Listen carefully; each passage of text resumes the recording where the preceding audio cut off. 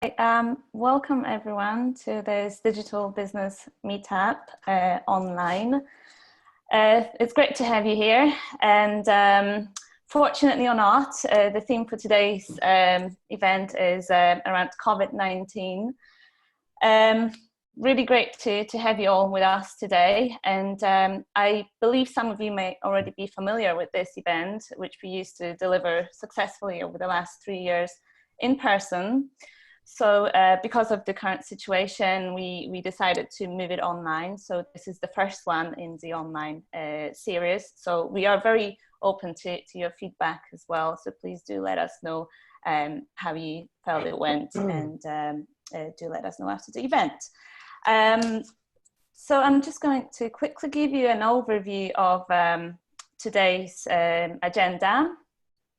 We're going to kick off with presentations from our speakers, starting with Innovate UK, then KTN, BRIFA, and then British Business Bank, followed by a Q&A session. So you can submit your questions for the Q&A throughout the presentations or raise your hand during the Q&A. We will then move on to the presentations from our delegates. So we have spots for 5 businesses to talk for 3 minutes about what they do, why they joined the event, whether they're looking for partners, funding, or is there anything that they can offer to our delegates. We are going to do this for 3 minutes, each presentation, and I have this little bell here, which I'm going to use just to let you know that the 3 minutes is up. So please do not get too scared and hear that. After we close the session, we will move to the Meeting Mojo, which is our networking platform. So we're going to have about 20 minutes to book one-to-one meetings with our speakers, but also you can speak to other delegates.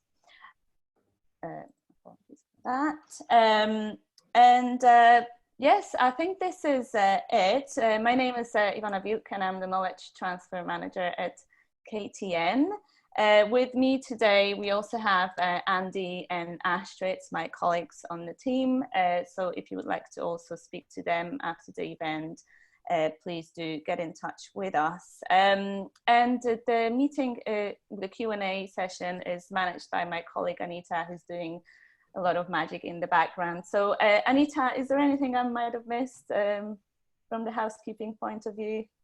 No, you've done a fantastic job. The only final thing that I will say is if you would like to do one of the 3-minute presentations, as Ivana mentioned, if you just go to the bottom of your screen and click where it says raise hand, raise your hand so I can see you, and I will then be able to unmute you and send you some messages to let you know when you're going to be speaking, and also check if you're using slides or not. But yeah, great. Great, thank you.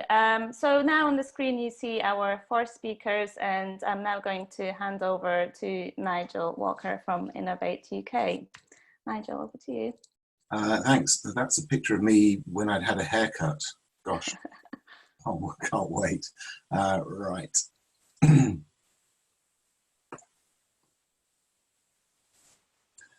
So, hello everyone. I'm going to give you a quick introduction to Innovate UK in case you're not familiar with us, and I hope many of you are, and then finish up with a slide that gives you a little bit of information about some of the activities that we are undertaking in response to the COVID-19 pandemic.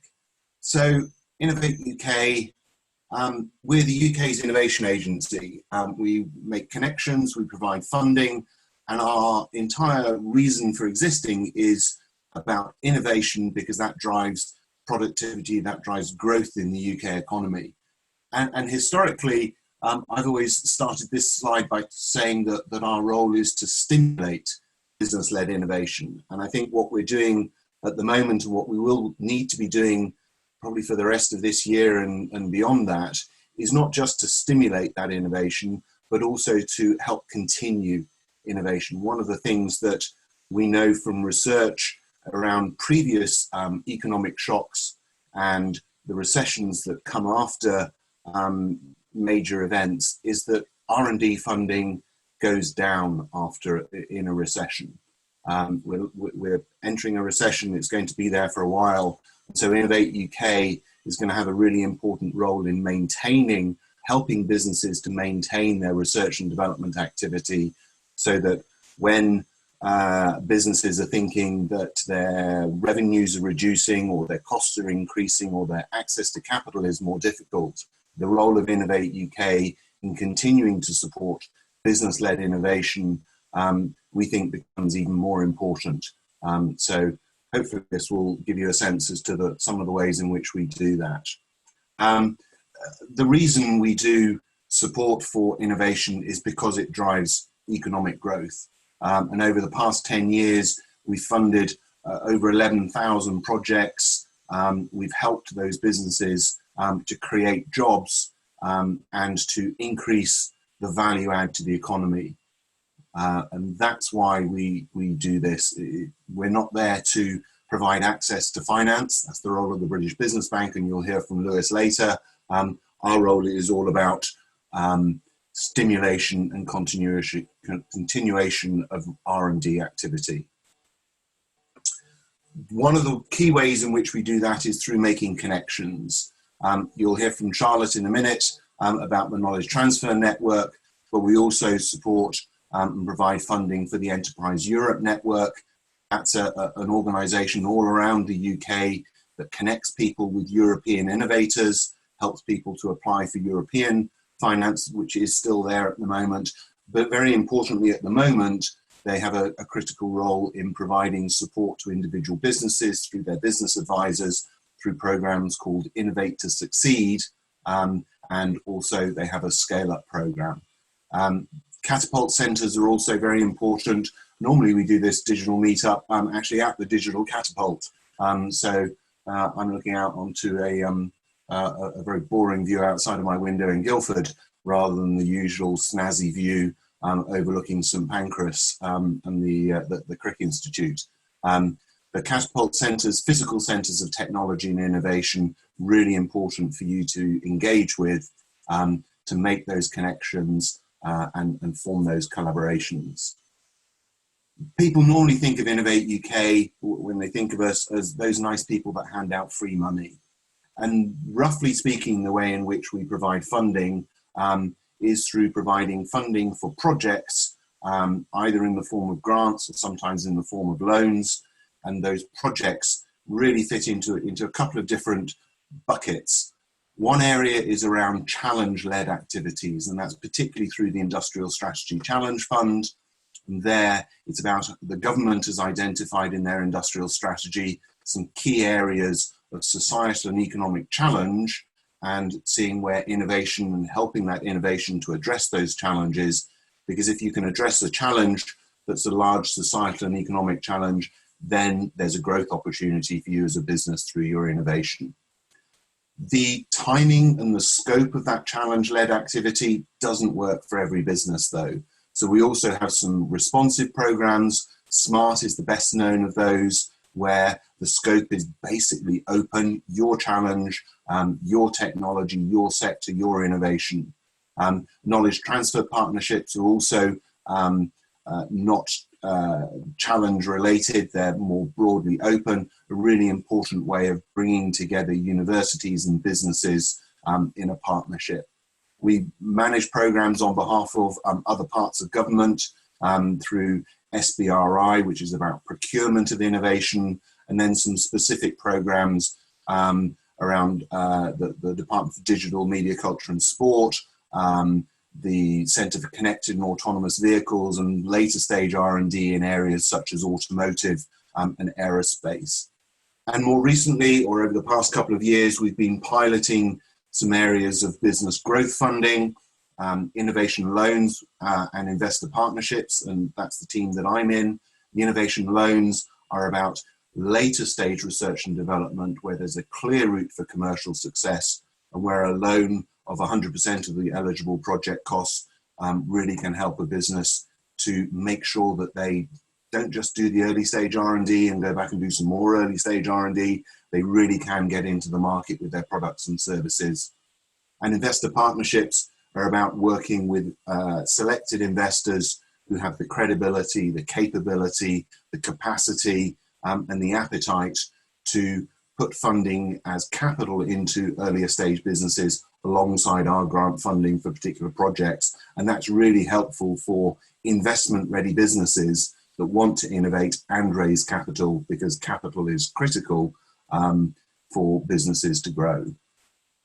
The challenges, I mentioned the Industrial Strategy Challenge Fund. These are the 4 areas that the government has defined in their industrial strategy, and where Innovate UK, as part of UK Research and Innovation, is leading on these programs. And the Knowledge Transfer Network works very closely with Innovate UK and UKRI in areas, in all of these areas.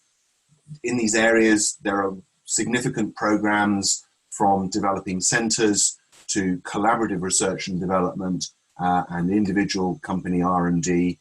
And the power of collaboration, we believe, is that if it's a significant issue, so for example, the future of mobility, that's going to transform entire industries, as will clean growth. And therefore, collaboration between businesses and the research base and scientists, collaboration between large companies and smaller companies, looking at reshaping supply chains and entire value chains is really important to address those challenges and therefore enable the opportunities to be developed by businesses for growth. So in all of those areas, we run significant competitions. Those are always published and publicized on our website. There's always a lot of collaboration activity that involves also the KTN. So those are some of the key areas where significant amounts of funding will continue to happen and is continuing at the moment. I mentioned SMART, that's our responsive program. So for businesses in any sector, it's a highly competitive process because it's open. A lot of people make proposals. We run competitions each quarter with about £25 million of funding available in the form of grants each quarter in those programs. As a result of the COVID-19 epidemic, for this quarter, we have delayed the closing date of our current SMART funding competition. It closes this quarter on the 27th of May. So please, if you are looking to get support in the form of grant funding for research and development projects, please take a look at the Innovation Funding Service, and there'll be a link at the end as to how to get to that. Talk to the KTN, get their advice, and Charlotte, I'm sure, will talk about this because she's super duper in giving some of that advice along with colleagues. And SMART is a very important form of funding moving forward.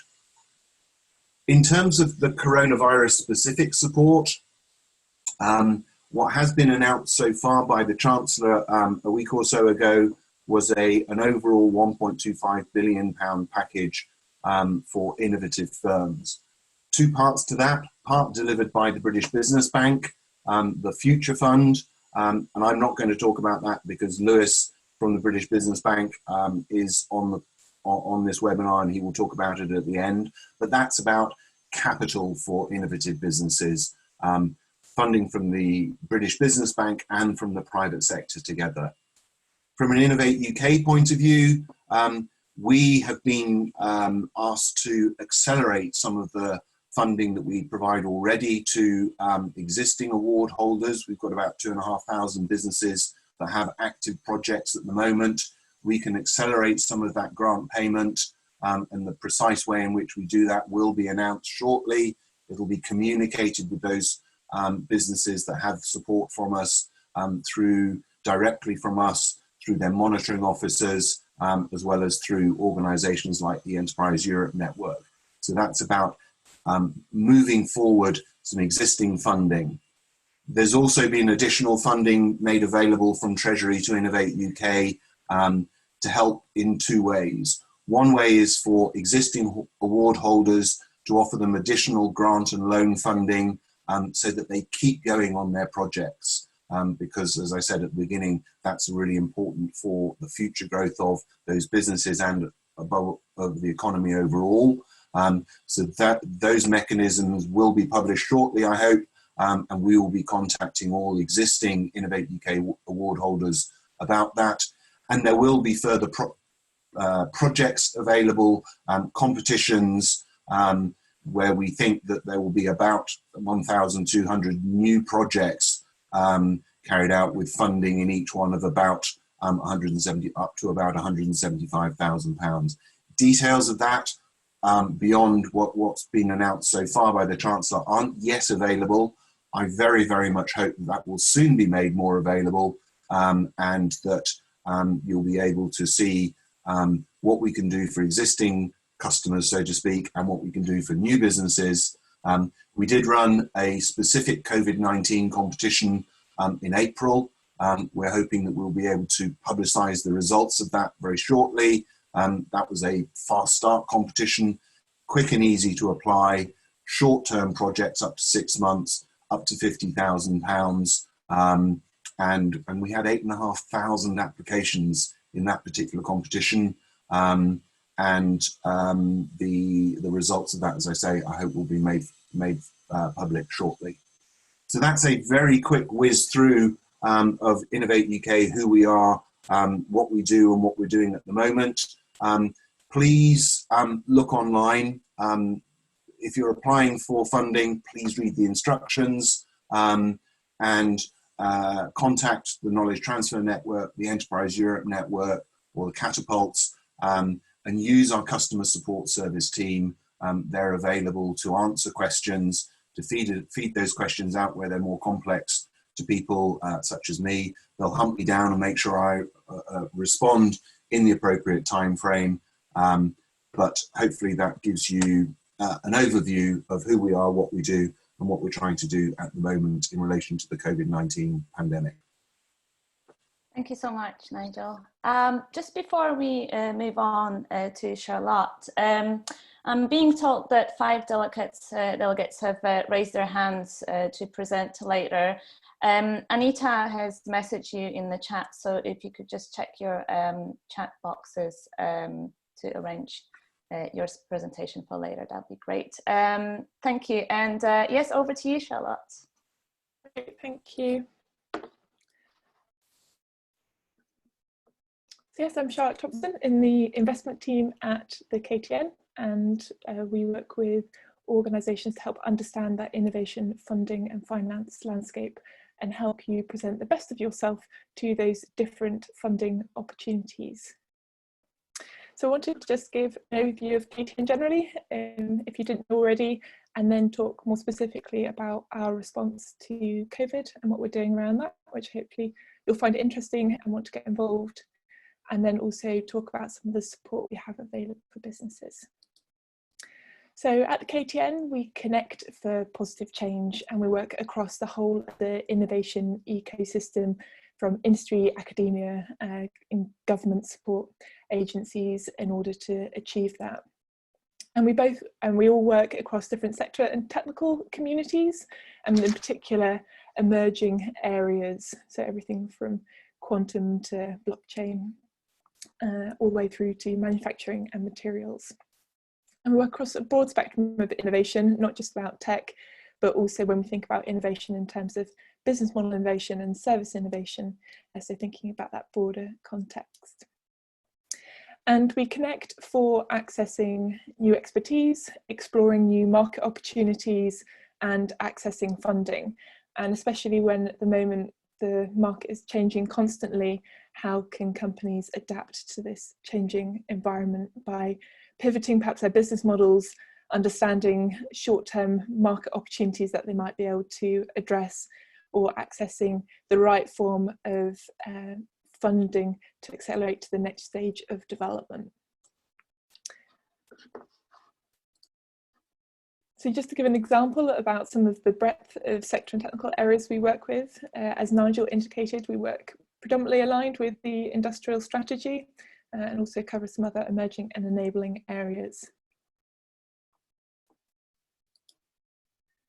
And to give you an idea of our reach, this is a bit of a show-off slide, to be fair. So we have 200,000 contacts in our network, which represents 45,000 organisations.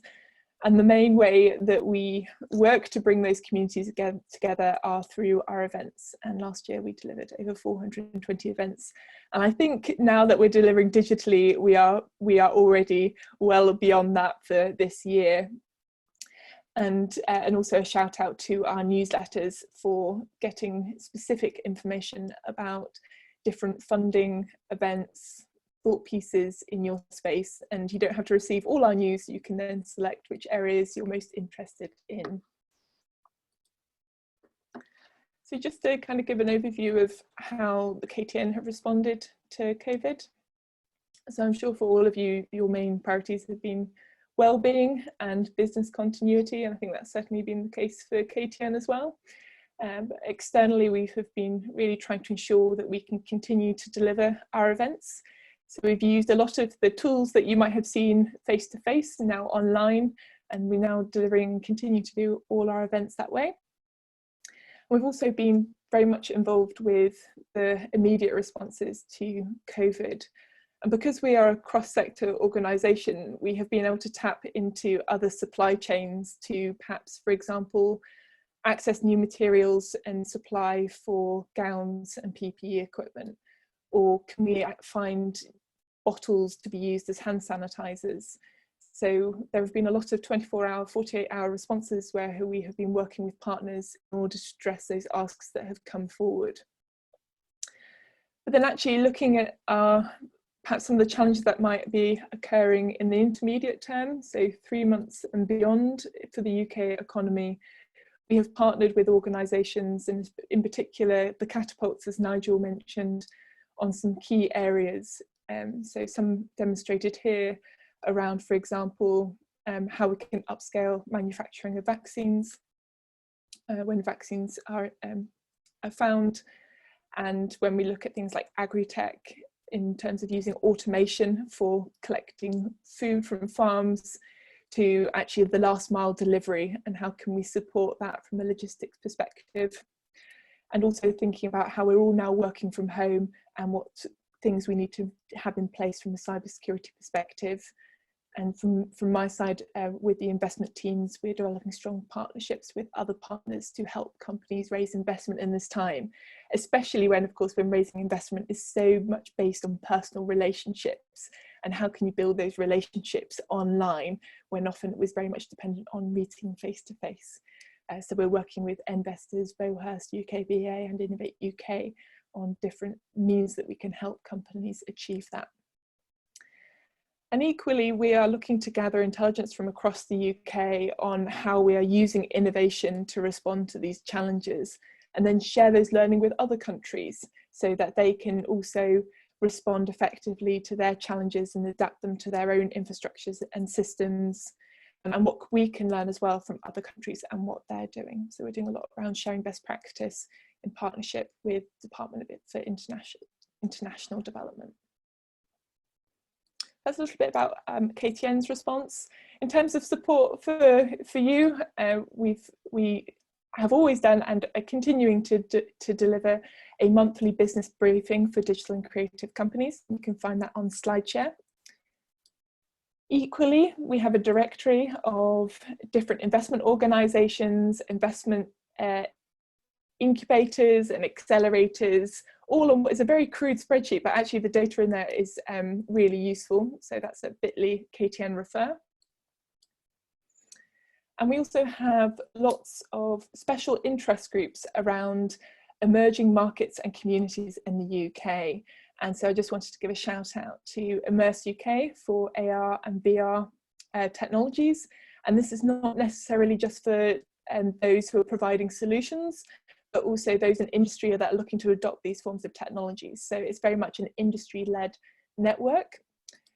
And also UK 5G, so for anyone who might be either utilising or, again, a technology holder, and Ivona, you're leading in work. And that is very much about inputting also into government on different policy that needs to be in place to enable that. And then Astrid, who we have on the line here, leading on AI for services as well. And there's been a great webinar series on that, if any of you would like to join us at events. So in terms of help, we've got our COVID-19 Business Support Hub online, and that's got very much specific funding and events associated with COVID. And also, again, another shout out to our KTN newsletter, and make sure you choose your right sector and technical space so that you're not inundated with too much news. And again, the same links that Nigel provided to other support organisations that might be useful. So I think that's it from me. Thank you very much. Thank you so much, Cheryl. That was very useful and insightful. We are now going to move to Eamon from Brifa. Eamon, over to you. Thanks, Ivana. I'll just share my screen.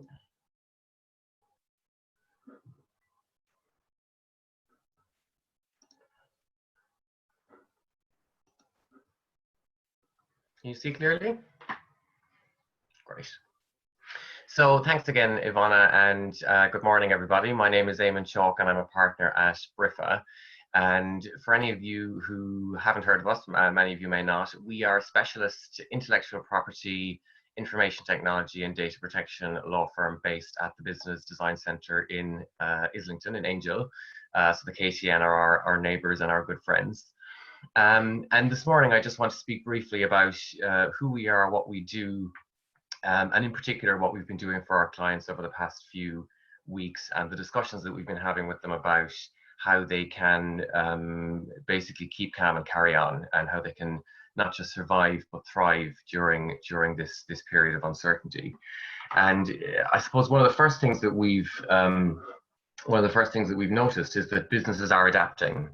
I think lots of people will remember when the government restrictions were first introduced, there was a freeze. There was a lot of uncertainty. Lots of our clients were getting in touch and saying, you know, we really want to go ahead with these filings. We really want to go ahead and do all the things that we need to do, but there's a lot of uncertainty around things like cash flow. We don't know where money is coming from. We don't know how much we're going to have to pay out.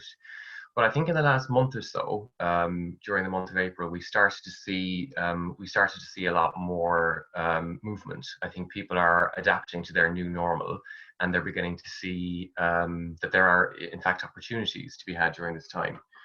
And just you know, taking a look at the news stories, even over the last 4 weeks, we can see that lots of businesses have recorded and reported you know, huge success stories.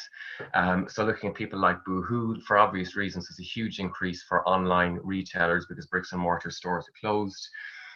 For people like Joe Wicks and lots of other personal trainers, people providing health, fitness, nutrition services online, all of those people are seeing huge increases in subscriptions. Stitch and Story, who are a client of ours, are a craft-based business that sell craft products online. You know, this is a business that was started in someone's kitchen a few years ago, and now they're absolutely thriving. They were reported in the BBC a couple of weeks ago because obviously more and more people are doing things at home. They're going out less. And then I guess some kind of big players like Netflix and Disney Plus, for obvious reasons, are recording huge increases in revenue and huge increases in subscription. So I guess that, you know, the point I'm trying to make, and it may be obvious to people already, is that there are opportunities here. And I think for many of the people on this webinar, what they're trying to do is establish, you know, how do we get a piece of that action? How do we identify ways that our business can participate in those kinds of success, and what do we need to do to make sure that we're maximizing our opportunities? So, you know, that leads on to the obvious question, well, what do you do? And at Brifa, our job is to obviously offer legal advice and support in relation to the protection of IP and the exploitation of IT assets and data assets. But we also try to provide our clients with an additional commercial service where we help them to understand what they need to do in a practical sense to make sure that they're maximizing those opportunities. And during COVID, we've tried to divide that advice into two themes, two opposing themes: proactivity and reactivity. So in terms of the proactive steps that you can take, or the proactive things that you should be thinking about, I think the first point is that many people are reporting that they're spending less time working in their business because they've experienced a slowdown and maybe there's less trade happening.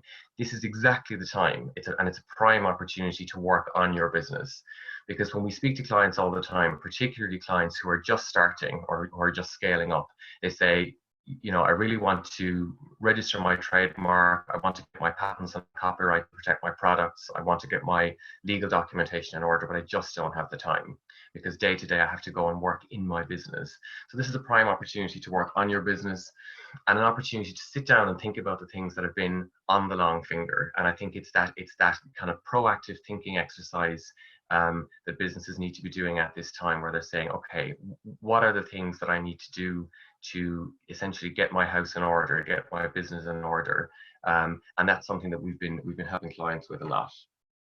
The other huge concern that businesses have at the moment is where is their cash coming from, and we've already heard from Innovate and from KTN about how they can help on the support that's out there. But on a micro level, the advice that we've been giving clients is, if you're going to spend your money, you need to think about spending it in a way that's going to produce lasting results. It's going to give you a long-term return on the investment. And from an IP perspective, it's very difficult to generalize, because every business is different and different businesses will have different IP assets that need to be protected. But I give one example here of a trademark, which is, you know, for almost every business, what you call yourself, how you identify yourself, how you distinguish yourself from your competitors, and how your customers find you is arguably the most important asset that you have. And so if you're going to invest money in branding and marketing and building goodwill, building customer loyalty, building brand recognition, all of that investment is at risk if you haven't protected your brand with a trademark. And so, you know, even at a time like this, when there is uncertainty, when people's revenues are potentially down, spending a few £100s on a trademark, which will protect your brand identity for a decade, is a very good proactive step that you can and should take. So those are just some proactive things that you can think about. In terms of the reactive steps, I think, you know, these are potentially the things that are more of more immediate concern to people now, because what lots of people are finding is that before the lockdown, they got themselves into contracts, they got themselves into agreements or arrangements where they were bound to pay money for a particular service or for products. And now they're in a position where they can't avail of a product or a service that they've signed up for, or there's some other contractual obligation that doesn't work now because of the lockdown. And the first kind of reactive step that we're advising people to take is to make sure you actually address those issues and address those obstacles. And the first thing you need to do is identify what contractual or legal rights that you have, because for almost every arrangement that you are in, there will be some kind of a set of T's and C's, or there'll be a bilateral agreement, or there will be some kind of an arrangement. And you need to go back to those source documents and look at whether there are break clauses, whether there are early termination rights. If there isn't a right to terminate early, there's potentially a force majeure clause or an extreme circumstances clause. And even if neither of those two things exist, there potentially is common law. There potentially are common law remedies available, like contractual frustration. And once you've identified, you know, what all of these obstacles are, or these contractual issues are, and once you've identified potentially what your contractual or legal rights are, you can very often leverage those to renegotiate without actually having to sue anyone or take any serious legal action. Because what we found from these types of inquiries that we've seen over the past month or so is that businesses want to deal. Legal disputes are expensive for everyone. They require money, they require headspace, and most people are going to be commercially minded, and they're going to say, okay, we don't want to compromise our client relationship. We want to ensure that we're still going to be able to trade with these people. We want to ensure that when the lockdown is over, we can still carry on. And so for the most part, people are going to be willing to renegotiate. It won't be true in all cases, but in many cases it will be true. The other important reactive step to take from an IP perspective is in relation to infringement. And unfortunately, infringers love chaos. Infringers love it when businesses are under pressure, because spammers and scammers and people who are, you know, putting out copycat products or copycat brands, who are squatting on trademarks or squatting on domains, will do precisely all of that when they think that legitimate brands don't have the money or the headspace available to police that. So what we're saying to clients, what we're encouraging them to do is do continue to do all those searches that you would always do. Be aware of what's happening in your market and in your space. You know, carry out searches for yourself and for your brand name and your product names online, on social media, on news websites, on Companies House, on trademark registers, in all those places, so that you're aware of potential issues that might affect your business, and make sure that you're taking that reactive action, whether it's just taking advice initially or potentially calling out the infringer, and in more serious cases, sending out those cease and desist letters and taking proper reactive steps to address the issue. And then just for the final slide, to give a summary of the IP advice that we always give to clients, there's kind of 4 steps on that journey that are really important if you want to try and maximize the value of the IP in your business. The first is identify it. You know, I've met hundreds of businesses who've come and said, there's no IP in my business. I don't think there's anything that I need to, you know, kind of seriously consider or any serious steps to take. If you said that about your business, I promise you, you're wrong. Every business has valuable IP in it, from your brand itself to your marketing materials, to training materials, to data assets, customer data, right down to kind of valuable information and know-how, methodologies, processes that you use internally. All of that kind of information and all of those kinds of materials are protectable, and you should at least investigate what valuable aspects there are that might be protected. Once you've investigated and identified those various different valuable aspects, you need to consider what steps that need to be taken to actually protect them. And again, there isn't a one-size-fits-all approach, because different IP assets function in different ways. So assets like trademarks and patents will require registration, whereas things like copyright and some design rights and some database rights and know-how, there would be no, you know, it's not possible to register, so contracts are required. But it's important to take those steps to secure that value. Once you've actually taken those first 2 steps and you've identified and protected your IP, the next step is making money from it. And even if you look back at the examples I gave at the beginning, people like Joe Wicks, people like Stitch and Story, they're trading on their IP, they're licensing out their brands, they're licensing out their designs, they're licensing out those various different assets, and they're commercializing them and making money and getting that return on their investment, which is even more important now during this time. And lastly, the last step in the journey is the enforcement. Once you've established yourself and you're trading and you're making money from your IP, you need to continue to enforce your IP, as I just explained in the previous slide, to make sure that you're maximizing the return on your investment. So that's it. That's a whistle-stop tour for BRIFA. I'll be around afterwards if anyone wants to book a short one-to-one, and equally if anyone wants to get in touch tomorrow or next week to have a longer discussion, I'd be very happy to have a chat. Thanks a lot. Thank you so much, Amy. Lewis Stringer is our next speaker from the British Business Bank. Thank you, Lewis. Just please unmute your microphone.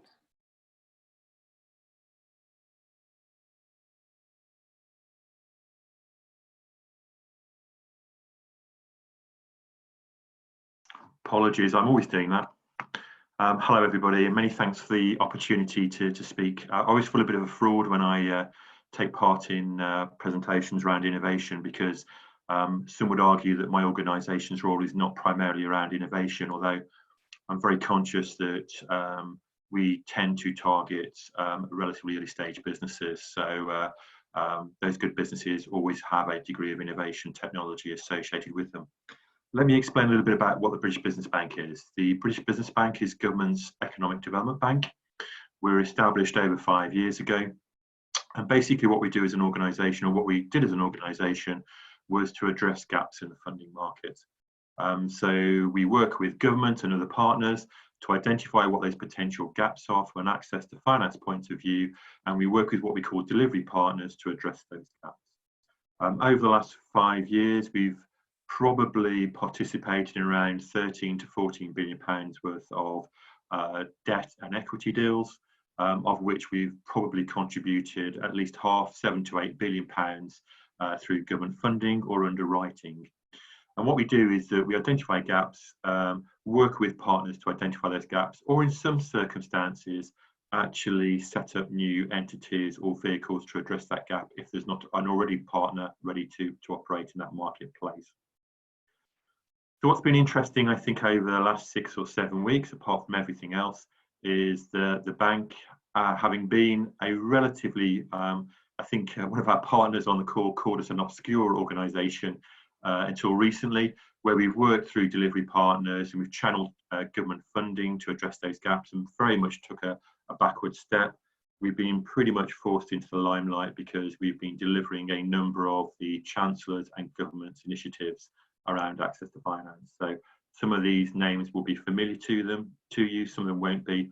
What I intend to do over the next 8 or 9 minutes is just to summarise each of those 3 schemes and then talk about the next scheme, which will be announced over the next week or so, and Nigel's already alluded to. So let me talk about the scheme that's been most recently launched and is particularly targeted at the small micro-sized business. It's called the Bounce Back Loan Scheme. It was announced by the Chancellor over a fortnight ago and actually launched the following week. So it was launched last Monday on the 4th of May. And it was pretty much in response to the call from businesses, business member organisations, to actually make it as easy as possible for businesses at that lower end to access the amounts of money they needed to short term to address the particular working capital needs that they were facing. So in terms of the funding itself, it's targeted at small and micro-sized businesses. It's providing loan debt funding through accredited lenders, not ourselves, from £2,000 up to £50,000. And the intention is it's a very short, simple form through those lenders to access that funding in a short order to address those short-term working capital needs. As is the case with a lot of what the bank previously did, we work through delivery partners. We call them accredited lenders, and they go through an accreditation process.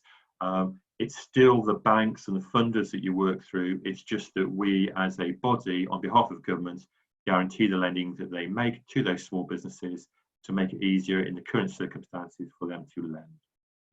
What we've done through all of the schemes, including the Bounce Back Loan Scheme, is we've also tried to make it as cheap and cost effective for a business to take that loan.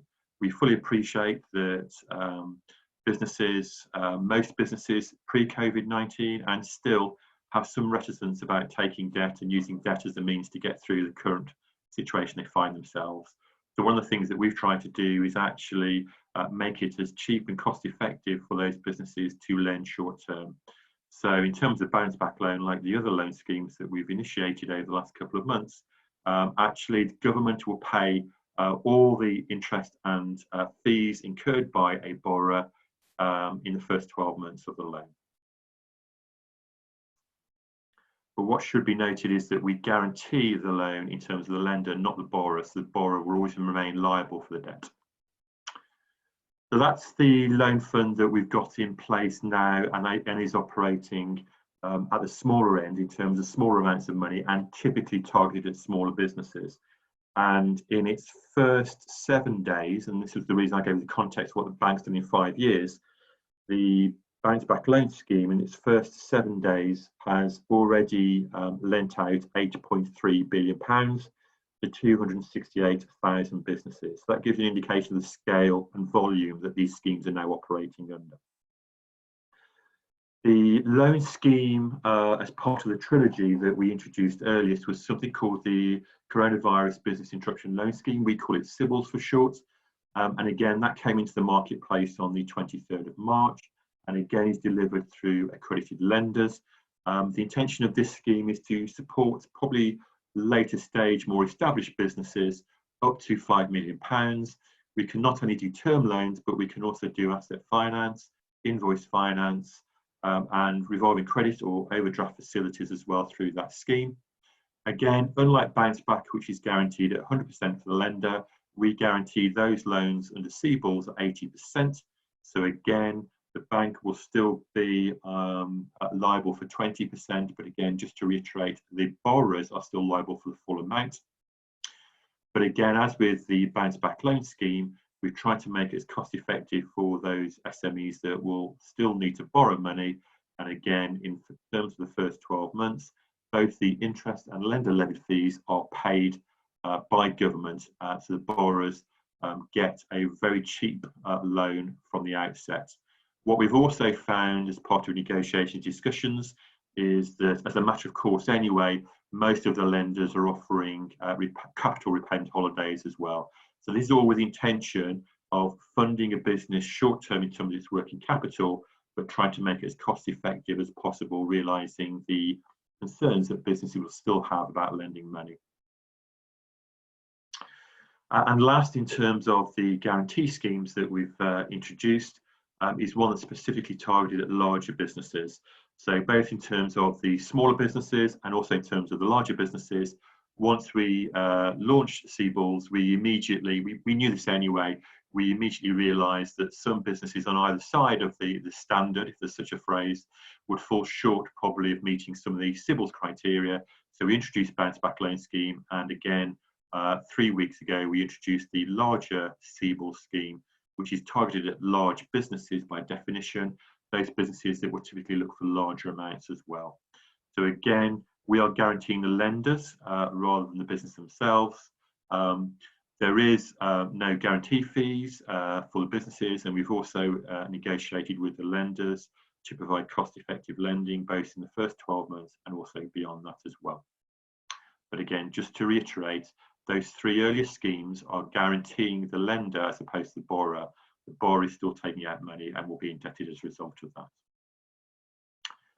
So, as Nigel alluded to, in terms of the overall funding package that was specifically targeted at innovation and early stage businesses, we had additional funding made available, £250 million, for something called the Future Fund. Now, the Future Fund is typically targeted at high growth businesses, particularly those businesses that will be pre-revenue, pre-profit, but we're in the process of accessing investment capital. And as we found with some of the debt markets, the investment capital market, as ever was easy at an early stage, has become particularly difficult in terms of those businesses accessing finance. So the Future Fund, which is not yet launched, but will be over the next week, 10 days, is targeted at those businesses that are looking at early stage equity funding. Okay. However, it will not be offering equity funding per se, it will be offering the support on a convertible loan basis, and on the basis that there will be match funding available from private investors, at least on a one-to-one basis. Let me explain that a little bit. What does that mean in reality? It means that you're a business looking to close, you're an early stage business looking to close an investment round. And in the current circumstances, you're finding it difficult to do that. What government will do through a convertible loan mechanism is that it will put £125,000 at least into that round, on the expectation that you will have an investor on board to invest at least the other £125,000 and be prepared to invest on the same basis, i.e. on a convertible loan basis. That's not to say that in that example, you can't be looking to raise a round of more than £250,000, but in terms of government participation, we require at least £125,000 to be invested on a convertible loan basis, and at least an equivalent amount to be invested on the same basis. But the round can be bigger on a different basis as well. The intention of that convertible loan is obviously the next round that you raise, then we will look at potentially taking an equity share, but more importantly, probably looking to remove ourselves from the business at that stage. So it's a vehicle, a relatively small vehicle, but important vehicle to get more of those early stage pre-revenue, pre-profit businesses being able to raise investment, because again, we know it has been particularly difficult for those types of businesses to access investment rounds, and even have had their investment round halted at a very late stage because of the way the marketplace is at the moment. So some information downloads for you. The one thing that we've done particularly well over the last 6 or 7 weeks is update our website. And we've had to do that on an almost daily basis, both in terms of the new lenders and partners coming on board, but also to update the information. So what you'll find on that website is it's become increasingly focused on those 3 schemes that I've mentioned, and it will be very shortly in terms of Future Fund. It will provide you with a wealth of information, both in terms of who to approach in terms of funders and lenders, but also some very detailed information on how each scheme works, some frequently asked questions, and also an opportunity for you to go directly to the lenders and other investors participating in those particular schemes. What I should do at the moment is that although a lot of the work of the bank over the last 6 or 7 weeks has focused heavily on those particular initiatives I talked about, the bank is still open for business and is still working in the same way that it did 6 or 7 weeks ago. We're just doing more, and we're doing that as well. And why do I raise that? I raise that because a lot of the support that we offer are for individuals or businesses that are finding it very difficult at the moment to look at funding or require that working capital fund. There are still some businesses out there that are looking for growth capital. And actually the bank, because that's its role in normal times, whatever those are these days, is still actually working with delivery partners to support those growth capital deals. In fact, we made an announcement on a fund yesterday. And over the last 2 weeks, we've announced regional angel partners that we've put money into. So again, it's worthwhile looking at our websites to look at the more recent announcements we've made that have not been specific to COVID-19 and are still targeting growth propositions and work. That also includes our startup loan scheme. So although it offers relatively small amounts of money, less than £25,000 on an unsecured but personal basis, again, if you're a very early stage business looking for a very small amount of money, again, startup loans companies still available, still open for business, still operating the same way. And actually, we've instigated a number of things to make it even easier to access that type of funding. We've worked increasingly with partners and been driven by them, and they've fed back, and that's why what you would have seen over the last couple of weeks are a number of changes to the schemes that we've initiated to reflect that. So again, in terms of the loan funds in particular, it's also worthwhile referring to the UK Finance website. And of course, it'd be remiss of me not to say that in terms of the overall package of support, not just the access to finance vehicles, then again, please do keep referring to the gov.uk website. It is a very good website, increasingly a good website in the current circumstances for all of the government supports available to businesses, whether it be pure access to finance, furloughing staff, or other issues, health and safety related. And I'll pause there. I think my next slide is Q&A. Thank you so much, Lewis. Just going to quickly share my screen.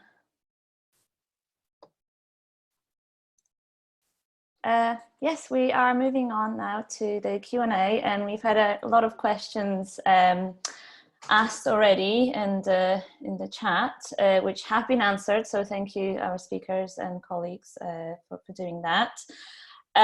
We still have quite a few questions that we can answer. So Anita, would you like to let us know what the questions are? Yes, so you've all been busy typing away there, and we've got a question. Actually, the first one is to Eamon, which is from Jamil Canford. The question is, from discussions Jamil has had with a lot of companies, IP protection and patenting is too costly to be worth it. It's interesting only if investment or licensing is sought. So otherwise, is it better to protect IP as a trade secret? Yeah, so I suppose the first thing to take from that question is that people very often use IP as if it's synonymous with patenting, which of course it isn't. That you have to divide IP down into its constituent parts and ascertain whether there is a patent, a trademark, a design, a copyright, database rights, or a trade secret. Whether or not you're better off trying to get a patent is very often a commercial question. And what I mean by that is, if you speak to a patent attorney and say, this is what I've invented or this is what I've developed, is there a patent there? They will almost always say, yes, there is. In fact, there are probably multiple patents there. But thinking about it commercially, you have to say to yourself, if I'm going to spend 50 or 60,000 pounds getting patents in various different territories to give myself a meaningful monopoly, I have to know that I'm going to get the return on that investment. And there's two ways you get return on investment in a patent. The first is that someone is willing to pay you for it, so you can license it out. And the second is that you can use it as a sword, essentially. You can use it to prevent competitors and so to maximize your space in that market. And so even if you get a patent, but that patent is very narrow, such that a competitor can do what you're doing, they can solve the same problem in a different way that doesn't infringe your patent, then you have to question the commercial value of that asset. And so you might say, yes, I can technically get the patent, but the question is, am I going to be able to use it? If nobody's going to pay me for it, and if I'm not going to be able to use it to prevent competitors from creating a copycat product, then you say, what's the commercial value of it? So I guess in a way that's an unsatisfying answer, because the answer is, well, it depends. If what you've invented is susceptible to quite a broad patent, then yes, it can be worth doing it. It can be worth pursuing it. But yes, in certain circumstances, particularly for product-based businesses, you might say you will get the same monopoly, i.e. you will have the ability to prevent people from preventing or from creating the same product with a trademark or with a registered design or with copyright protection. And in that case, yes, there may be instances where it's better to just retain your confidential information and protect different aspects with different intellectual property rights other than the patent. That's great, thank you. So the next question is from Lee Rickler. Are there any plans for grants or loans forthcoming for directors that cannot further themselves? That's not directed at anyone in particular, but Ivona, did you want to? I think that's a question for Nigel.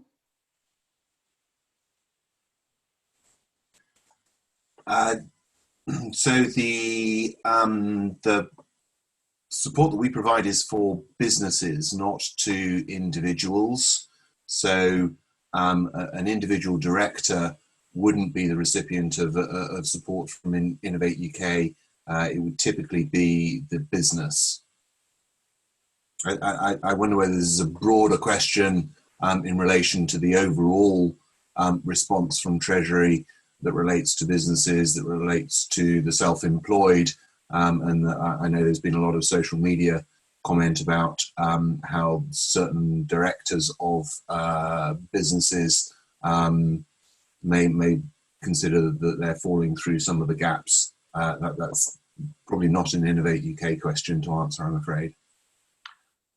Can I come in there? I think, Anita, you've missed one, and I'm massively struggling to use the technology to answer the question. So I think we've jumped one, which I've not been able to answer, which I'll be grateful if you come back to. It's from her. In terms of Lee's question, in terms of our loans, there's no reason why the loans can't be used for salaries. What we experienced early doors is what we found with our loans that we introduced were directors wanting to use them to pay dividends. And that's where it fell through in terms of our loans. But in terms of a director paying themselves, as an employee would do in a normal way from a salary point of view, there's no reason why the loan funding through those three schemes that I mentioned can't be used to fund that salary that the director takes. The issue we have is with dividends. Brilliant, thank you. So Lewis, I think the question you're referring to, which is showing that you're going to answer live, is it from Kumher? Kilizari? Yes, okay. So this question is, I'm a director of our company. I'm not a business owner. The business owner is not living in the UK. Can I apply for CBILS, or which one can I apply for? I see my presentation went well. I use the acronym CBILS rather than spell it out, but it's just because I got familiar with it. In terms of that question, basically the loans are primarily given to UK registered businesses. So the first question is it a UK registered business? The ownership is less of an issue, and actually the biggest issue is actually it's funding UK based activity. So if it is, that's okay. You apply as the business. So if it's a UK registered business and actually it's funding UK trading activity and business activity, that's the prerequisite. Excellent, thank you, Lewis. Next question is from Fiona Kinghorn. Fiona's understanding of the future fund is that business must have raised at least 250,000 in equity. If a company is just short of that, can it split the round to take in the top up to 250,000 first from private investors and then immediately initiate the match funding from the future fund? Okay, So this fund is yet to be launched. If you look on the website, it has the level of detail that I can talk to at the moment, so I can't go into detail about it. Actually, I think there's a later question in this respect. The latest guidance is that we're looking for businesses that have raised £250,000 in equity funding over the previous 5 years.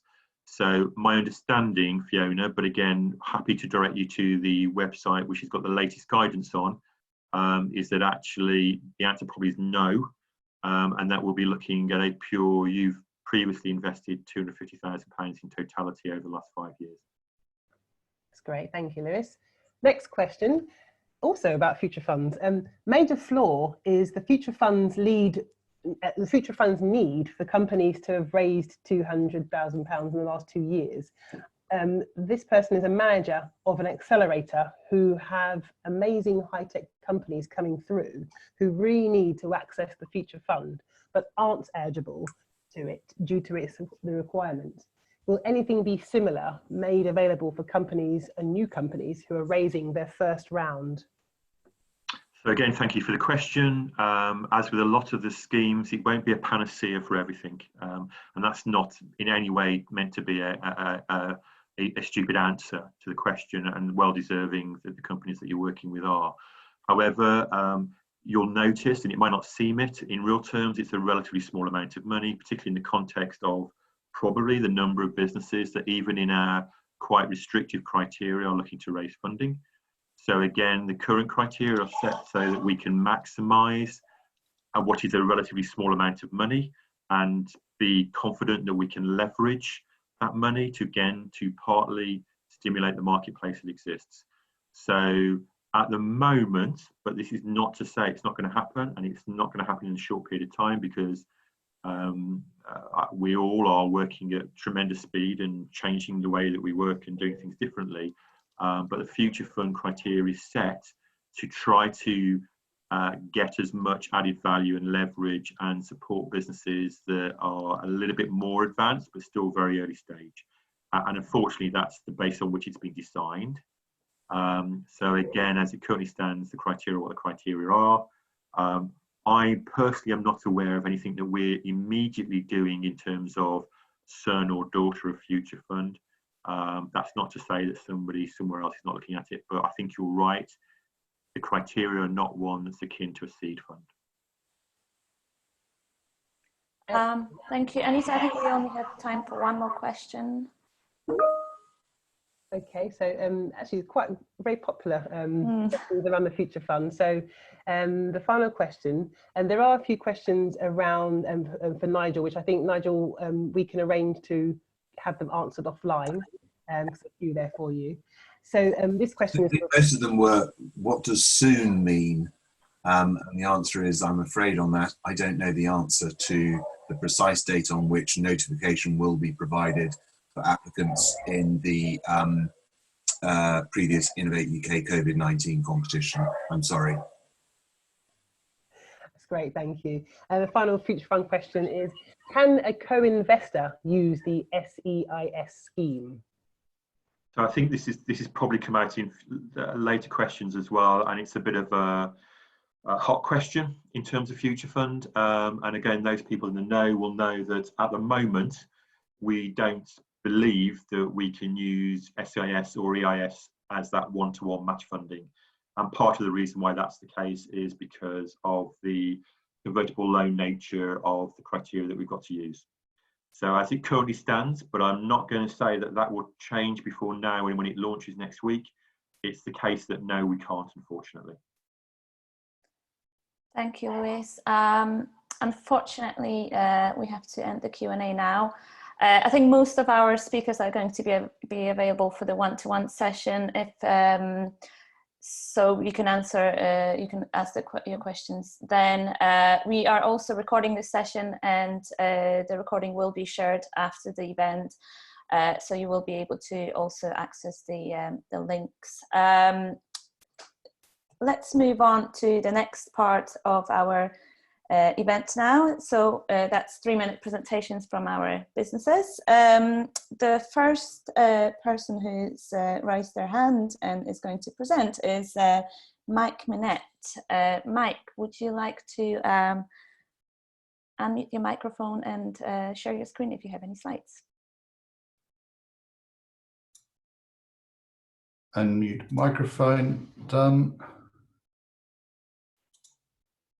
Share screen. So, and you have 3 minutes once you're ready. Slideshow. How's that look? Great, thank you. Good to go, loud and clear. Well, hi everyone, Mike Minette, founder, chief ideas guy at portable.co. Apologies for this hot pink. It's one of my lifelong regrets that our marketing team talked me into going down this pathway. It usually comes with a pink shirt, so we're missing nothing by going virtual today. We're all about empowering the independent workforce, and amongst this chaos and craziness of these challenging circumstances, we're on the right side of the future. Long before this, we've always been about empowering the independent workforce who are really being smashed around and impacted more than ever by these current circumstances, and also more and more so going forward. We just see this as being the future of work. Quick slides, hot stat. Everyone loves a hot stat. Before COVID, there was projections 50% of the world's workforce would be working independently in some shape or form. So we really were and are, and certainly will be now, an accelerated pace, talking about a future of work model that looks very different to the past, all about independence. And who are the people who are living and working as part of this, independent workforce, the gig economy, freelance economy? Well, it's kind of everyone, and it's been happening for a while. And it's not just millennials; it goes all the way through to baby boomers, and everyone in between. And often when people hear freelance gig kind of economy, everyone's millennials and Uber drivers, etc. But it's actually the other end of the spectrum. Those who've retired early-ish, can't afford their 30-year retirement, coming back into the workforce, picking up gigs or part-time work. It'll never be full-time work to supplement their retirement income. And then on the other side of the fence, there's a whole big group can afford their 30-year retirement, but have realized now with longevity, they've still got 10, 20 years of value to be creating and generating. So they're also piling back into this new world of work in that independent shape or form. It's everything from freelancer to contractor to self-employed to consultant to portfolio lifestyle, side hustle, call it what you like. But fundamentally, we all now live and work in this freelance economy. And the insider secret for today, the gig was big and it's only going to get bigger going forward. I sort of learnt this during my time with Mercer Marsh, huge global HR employee consultants, future of work model, consulting delivery partners. And McKinsey back it up, 1.3 trillion in the US alone. That was all before these current set of circumstances. So again, huge numbers, global macro shifts we're talking about, really in the way people have worked and are now choosing to work more and more so. Now that's either by choice or by this reconstruction that's going to be going on. But when we stop and think about the 50% who are sort of now living and working as part of this freelance economy, if you like, their risk is even bigger. Our research shows that a staggering 74% of them are either uninsured, chronically uninsured, and facing huge, it's personal, family, but actually also social risk. And it's just been unfolding around us, during these current circumstances. So we're all about putting that independent worker in the center of this new world and empowering them to look after themselves, their family better. Proposition is pretty simple. When you've been a full-time employee, you get well looked after. If you go out on your own, start out on your own, you've got absolutely nothing. And these safety nets, these protections, these well-being tools, mechanisms, as I said, never more important.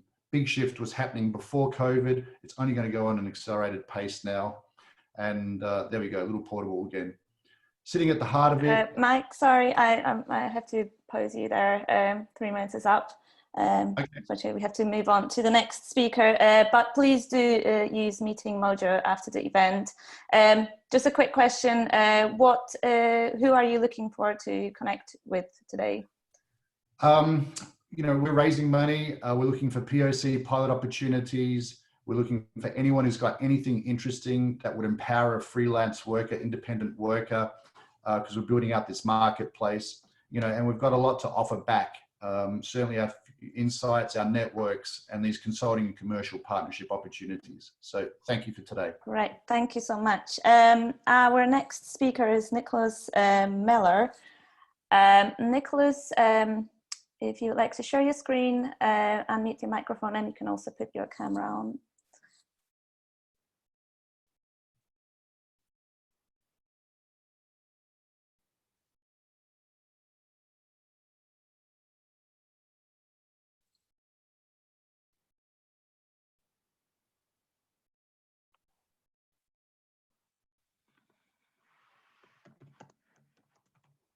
Hi, Nicholas. Can you hear me?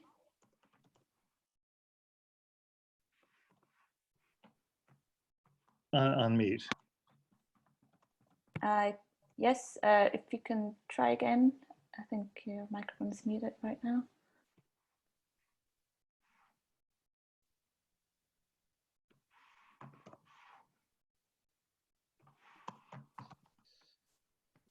Sorry, just trying to get onto the right screen.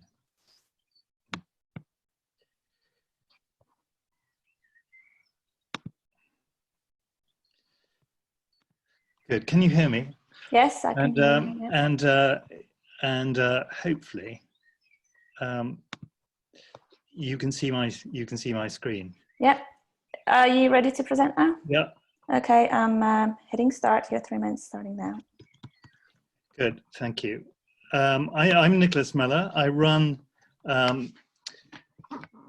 4D Heritage, and we have been using 360 imaging and 3D modeling to capture remote sites around the world, from Mali to Zanzibar to Egypt, using hyperspectral imaging, and then sharing that with people, different audiences, from their heritage to education to technical training in mixed reality, virtual reality, and augmented reality, for example, and using some of the advances in the whole kind of gaming and entertainment sector to help those people tell their stories. And what we've really been focusing on has been really kind of remote places around the world where it's been about endangered heritage. What we're now looking to do is to explore opportunities of working with people to do that in the UK, where we can bring our methodologies, our ways of working with remote capture to partners in the UK, where we can do the same thing under coronavirus affected conditions. And we're kind of been currently doing this, working with a partner to document a site in Rome in the middle of the coronavirus lockdown. We're also working in Egypt, but we think there's an opportunity, or we hope there's an opportunity here to do this in the UK, and are exploring this with a number of the heritage organizations, which have clearly lost their revenue and their audiences for as long as this lockdown continues. We are also looking for a partner for a bid for GCRF to augment our work that we're doing, looking at models for sustainable tourism in Tanzania, and that's a bid that's going in 2 weeks' time. So if anyone is interested in exploring any collaboration, please get in touch, and I'll put my details up at the end. Thank you. Thank you so much, Nicholas. Our next presenter is Zoe Kearns. Zoe, when you're ready, please share your screen and unmute your microphone and use your camera if you wish to. I'm just going to share my screen quickly. Let's have a look.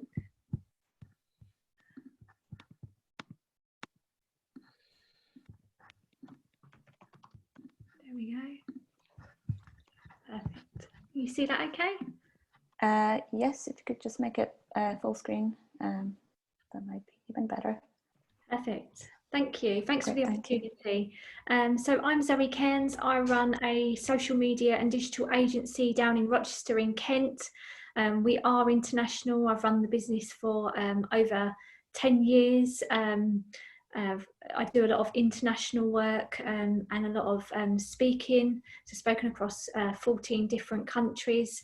But what we've put together is something called, we've done a lot of research from a massive audience that I've accumulated online to find out what international and local businesses require via their online, building their online presence and getting themselves out there. And what we've found is that we've now come up with a way to get that across, and we've produced a product called Social Media in a Box. So we're getting approached by a lot of associations and networks of where they want to white label and distribute to their members and their networks.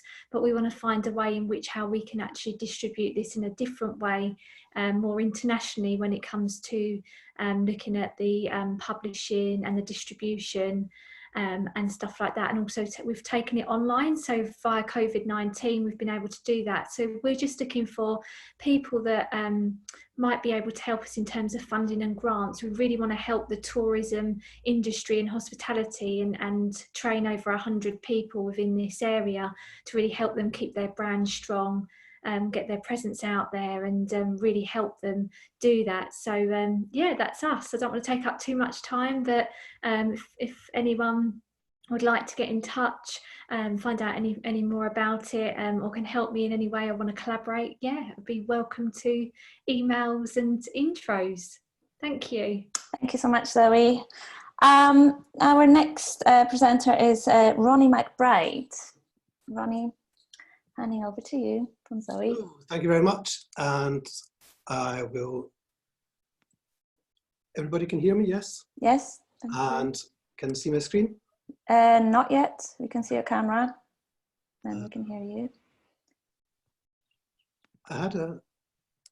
Share screen button should be at the bottom of the screen. Seems to have sort of said stop video, right.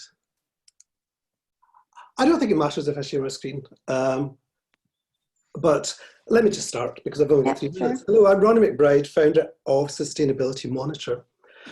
Talking on the subject of sustainability, David Attenborough recently said, the big movement that's going to make the biggest, quickest difference is big corporations. Big international organizations that are going to be persuaded that either genuinely or for PR, they ought to take action now and they ought to get rid of plastic, for example. Now they can do that at the stroke of a pen. But who's collecting this data? Who's analysing the data? How do companies compare themselves against each other? That's where Sustainability Monitor steps in. What are they doing? I've been a business researcher for 30 years and I've spent the last 3 years developing processes and templates to track the social media announcements to bring together this information, aggregate it, and create almost self-generating reports which tell other big corporations what the competitors are doing or not. Sustainability Monitor is an IT company specialising in the automation of business research. The company tracks sustainability-related social media posts of multinational companies, converting these into monthly reports for each category. We've applied our methodology, processes and templates to COVID-19 related announcements. We're now tracking multinationals in 3 categories: household goods, health and nutrition, and producing 3 reports per week. At the start of the lockdown, we'd begun to the process of presenting to angel investors and venture capitalist companies using Innovate UK's PitchFest programme and an Innovate to Succeed mentor, as we tried to scale up production and need sales staffs to sell our reports and services. We've applied for our first Innovate UK grant, COVID-19 fund, and are currently, the application is under assessment. The support, skills and services we require, now that finance from venture capitalists and angel investors is currently dormant, and it seems to be easier to access funding from grants and R&D tax relief. But to support a sales function seems to be very elusive, and that's what I'm looking for just now. Thank you. Thank you so much, Ronnie. We are now going to move on to David Chadwick. David, please. Yes, thank you. Can you hear me? Yeah. Okay, great. Okay, so I want to share my screen, I think. Yeah, and Oh my goodness.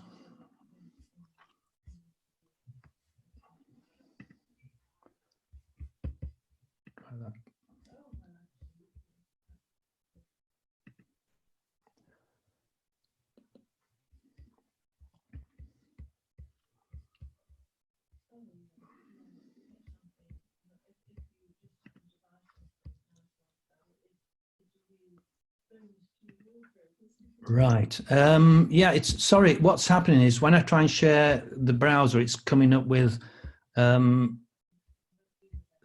granting access and things like that, because I've never actually shared in Zoom before. When I share in Skype, I don't need to give permissions, but it seems that it's requesting permissions. Are you okay to talk without the slides?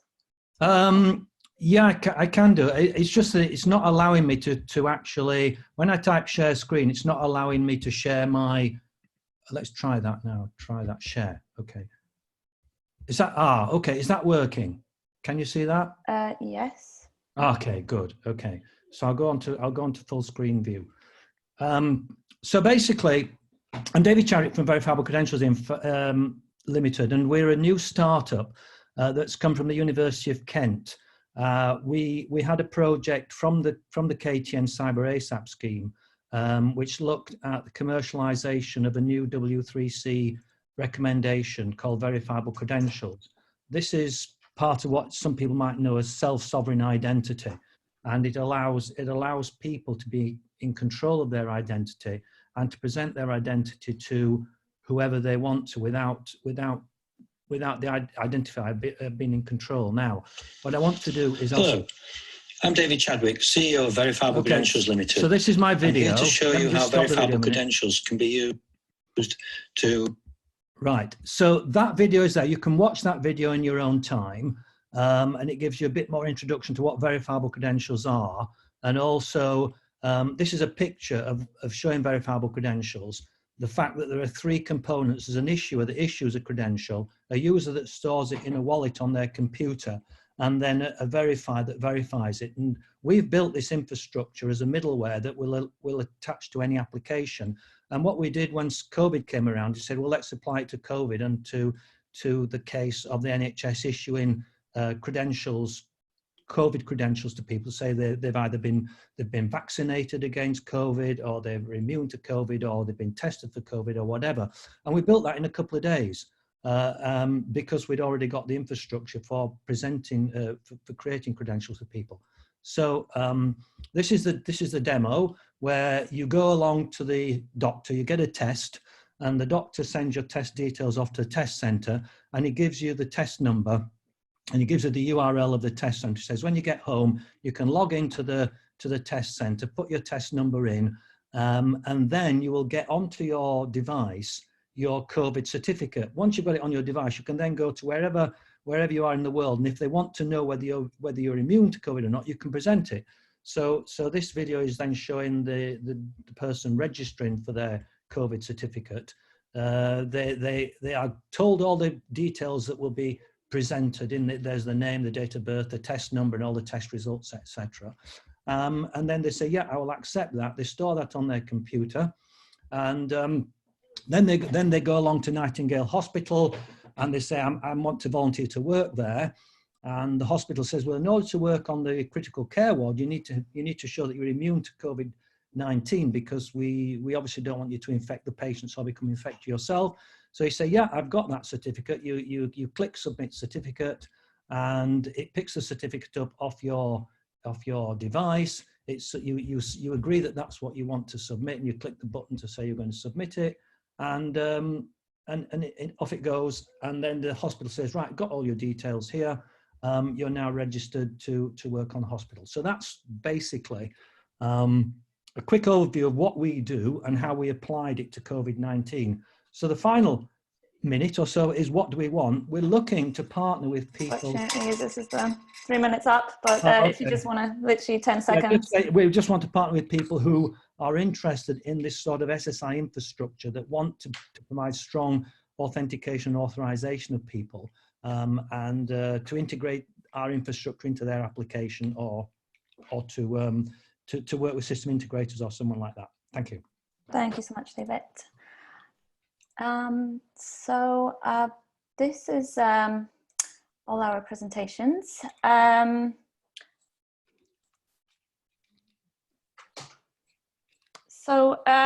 Thank you all for presenting today. Thank you for speaking. Thank you for attending.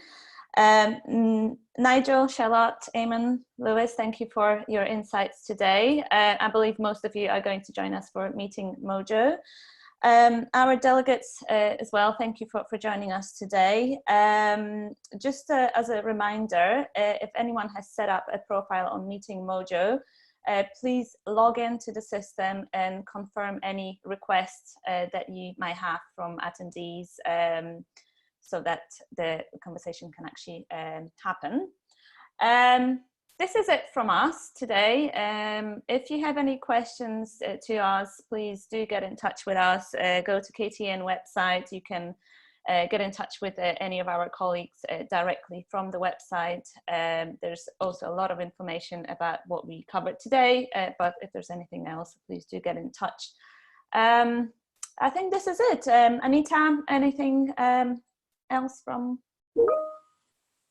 No, thank you to our fantastic speakers, and thank you to everybody for tuning in. This is the first digital business drop-in that we have done virtually and online, so hopefully you've all enjoyed it. We'll be sending out a feedback form to so you can let us know about your experience. But otherwise, enjoy your networking, log into Meeting Mojo if you have a profile, and thank you to Ivona for hosting. Thank you, everyone. And Meeting Mojo will start, actually, we'll start now, the session. Thank you so much, and see you again soon. Thanks, Ivona and Astrid. Thank you, everyone.